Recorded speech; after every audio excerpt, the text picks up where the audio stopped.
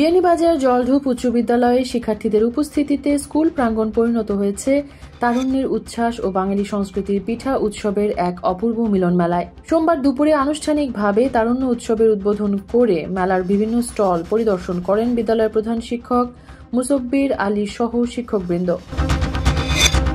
2 অতিরিক্ত পুলিশ সুপারকে সাময়িক বরখাস্ত করেছে স্বরাষ্ট্র মন্ত্রণালয়।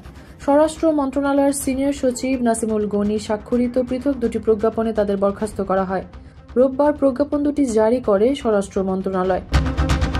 সিলেট সিটি কর্পোরেশনের সাবেক কাউন্সিলর শাহানা বেগম শানু, তার পরিবারের অন্যান্য সদস্য সহ আরও কয়েকজনের বিরুদ্ধে বাসা দখল, হয়রানি ও নির্যাতনের অভিযোগ করেছেন গোলাপগঞ্জের লক্ষ্মীপাশার মৃত ইদ্রিস আলীর ছেলে শিক্ষানবিশ আইনজীবী লোকমান হোসেন।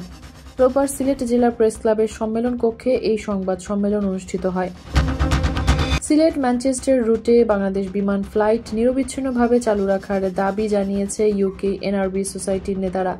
শনিবার সিলেট নগরীর পূর্ব জিন্দাবাজারস্থ একটি অভিজাত রেস্টুরেন্টে এক সংবাদ সম্মেলনে দাবি জানান তারা।